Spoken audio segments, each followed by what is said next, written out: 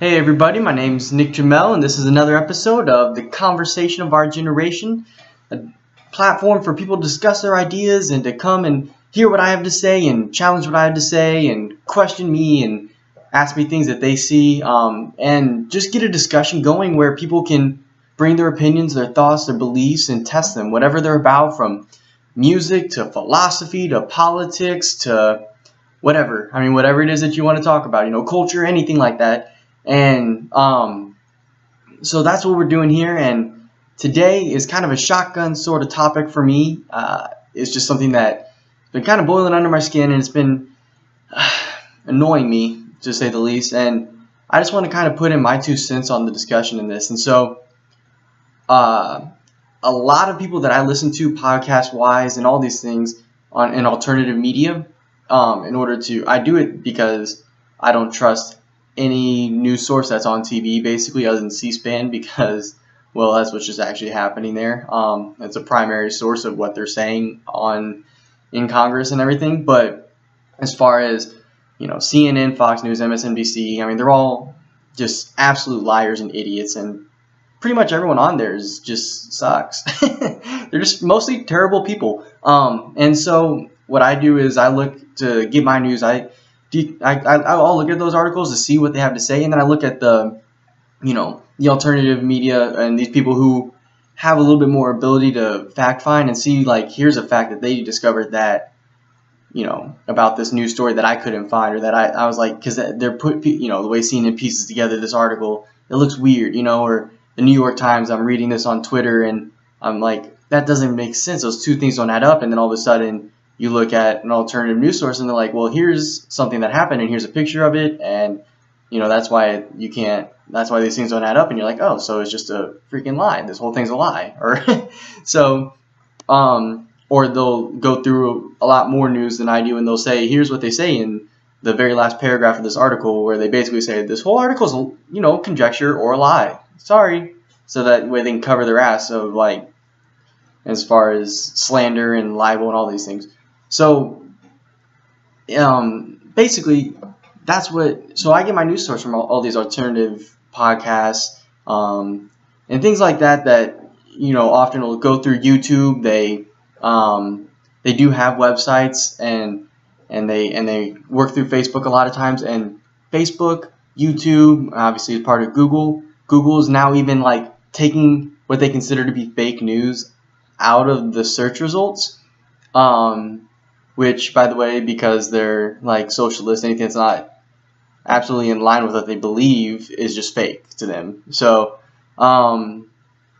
now, and it'd be one thing if they were just like, if they did, I guess it'd be one thing if they just had, like, outright lies not on there, maybe. But at the same time, like, when they believe that anything that disagrees with their worldview is a lie, I think that's very risky territory. ESPN now is not letting someone named Robert Lee, who broadcast a game in Charlottesville, Virginia. He was much more needed. Robert Lee was much needed at Gettysburg, so he's going there instead, I guess. I don't know. They're just a bunch of idiots all over. And, like, so but now what they're doing is they're seeing that this alternative media is taking over. Not taking over, but it's poking holes in their in the things that they want to say. It's poking holes in their stories, and they fear that. So they're going after it and they're shutting it down. Google's taking it off the web results. They're kicking videos off YouTube and demonetizing them.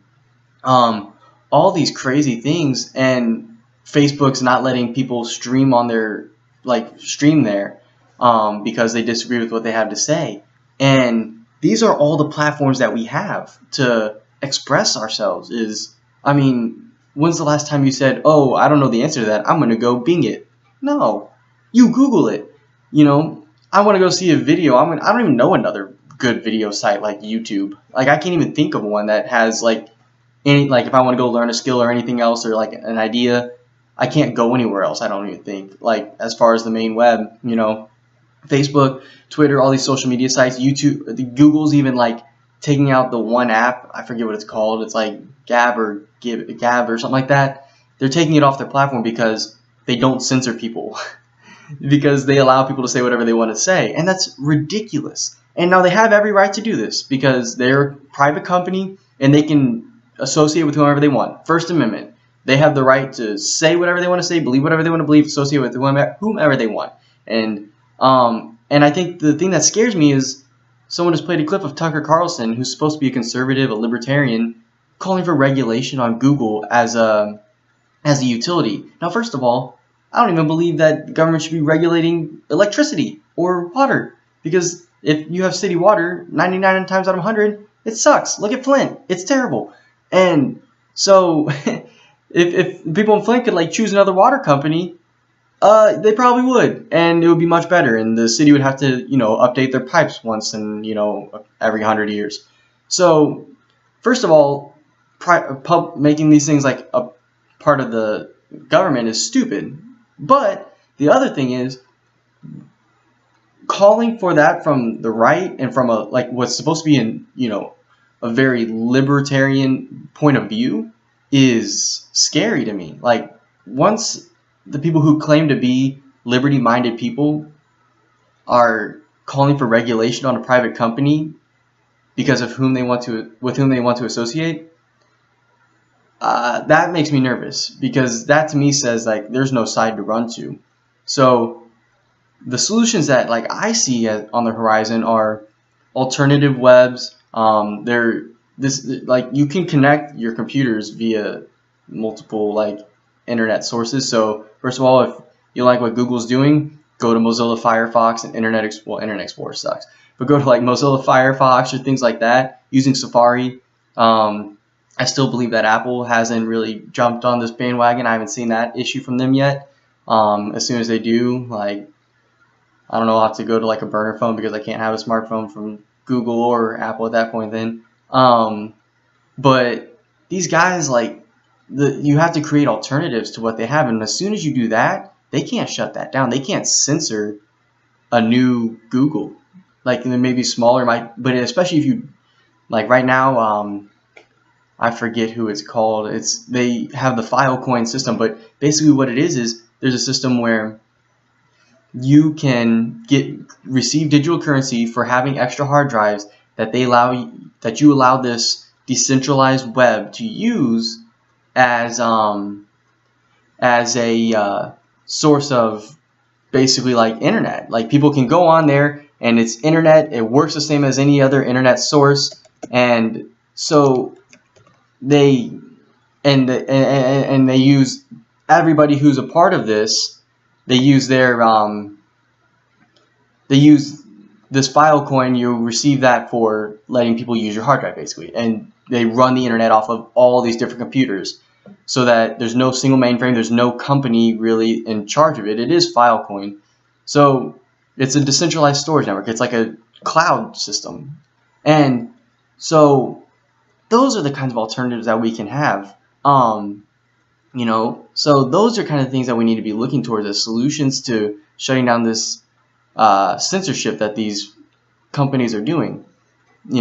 And I don't have the technological savvy to do it, but I have the understanding that liberty is what we need, and we need to have competition because that's how it works. I mean, anytime you reduce competition in a market, products get worse and more expensive.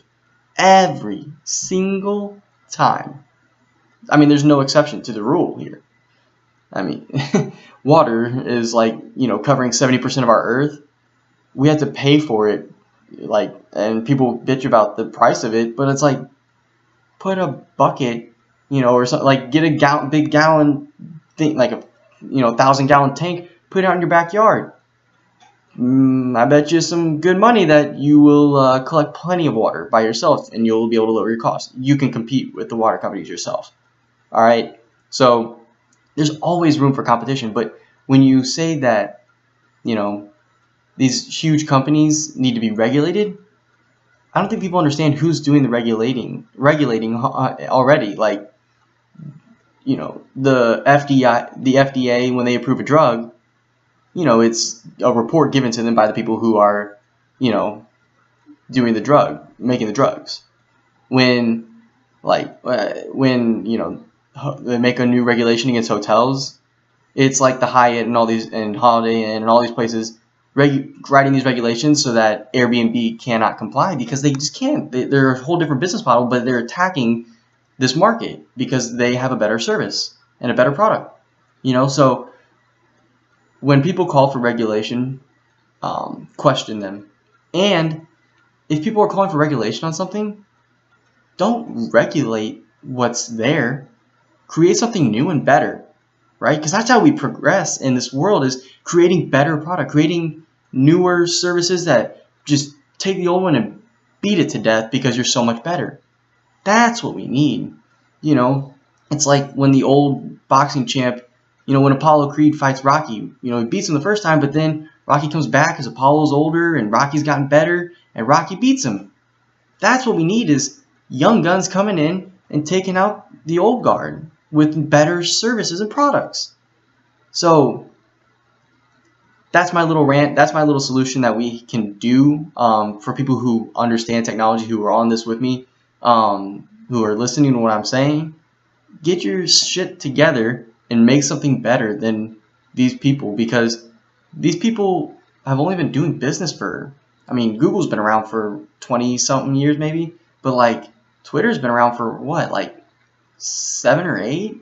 Facebook for like 10, 11? Like, these aren't old companies, Zuckerberg's like 30-something years old. So, and he invented this in college. So, these guys are not they are behemoths, but they can still be taken down. And they can still be beaten at their own game. So, that's what I'm offering as a solution, is beat them. If they won't let you join them, create your own thing and beat them. And this is an episode that I have for, this is my newest episode of the Conversation of Our Generation. Sorry, I'm all fired up. I'm losing what I'm trying to say. I'm just here trying to create a dialogue, get a forum going of discussion, and start getting ideas and solutions that solve the problems of our generation as well. Because all these ideas, when you bring them together, the goal isn't just to discuss them and say, oh, cool thought. It is to make something happen that's better for us and for our kids and for our kids' kids, right? That's what we're here to do, is make this world a better place. So let's get in on this conversation, start hashing this shit out, and make some real solutions, all right? All right. My name is Nick Jamel, and have a good day, guys.